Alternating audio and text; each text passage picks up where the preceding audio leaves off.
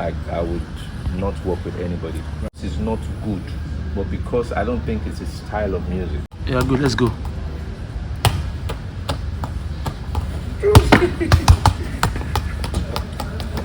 I do well with this thing. They try. Yeah.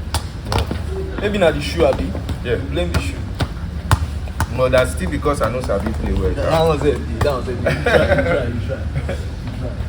But quickly, let's talk about some social conversations that you've hopped on. Bro, you've jumped on a whole lot of conversations. People have dragged you for, your faith, for what you believe in, for, advising people to filter the content that they listen to. And you specifically mentioned some people like Portable.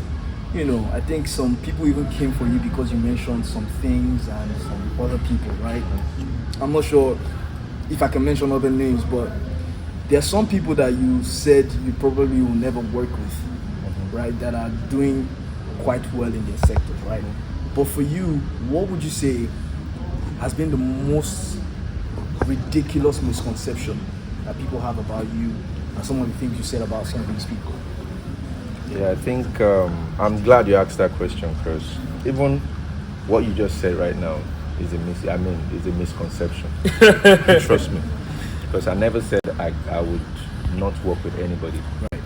So I don't know. There's this thing that is done in the media that you say something and then they twist it to benefit themselves, because you just want to sell your own narrative without thinking about how it affects this other person. Because with the Portable situation, it was an interview that ran for over 30 minutes, and I was asked, who would you not write for?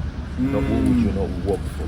Right. And I said, I don't think, because the way I write, I be R&B guy proper. It was, I just changed my style at some point. You understand? You understand? Yeah. That made me, switch and start doing some other, doing some other kind of music. Genres, yeah. Pretty much. So I said, I don't think, because if I actually really write, and I said not because it's not good, but because I don't think it's a style of music. It would be easy for a banky to pick up a song that I write and deliver, right? But because of a style, there's some style that I might not be able to jump on properly.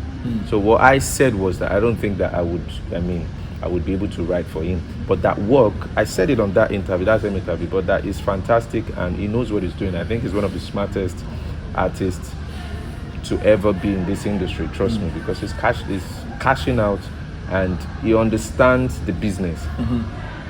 So I would work with him, and if I need to tap, because collaboration helps you tap into market, a space. Yeah, a space that a space that is not yours. And this guy is obviously doing well in his space. So if I want to tap into that audience, if I want to tap into that kind of audience, I need to work with someone like that. So I never said that I won't work with Portable. In fact, we chat for DM, we talk. So if we get problem, the same thing happened with the Charlie Poppy thing. I did not call out, I did not even mention his name. I didn't see anything. It was the person interviewing me that mentioned Charlie's name. You get so. But I've come to realize that no matter how much I try to stay away from these things, it will still happen. People are still going to twist my words. People are still going to misunderstand me. So I can't fight it.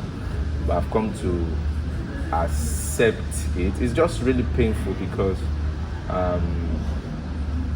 the media is painting a picture of you that is not you. So when people get to meet you is when they say, oh, this guy's not like that. But how many people won't meet you? So it's quite upsetting sometimes. But it is what it is. It's part of the business, right? Yeah, it's part of the part game. of the business. So. Yo, bro, it's really interesting stuff. All right, it's time for us to actually buff up, right? We're just gonna leave all the serious talk right now. It's time for us to buff up, but quickly. Where's my phone?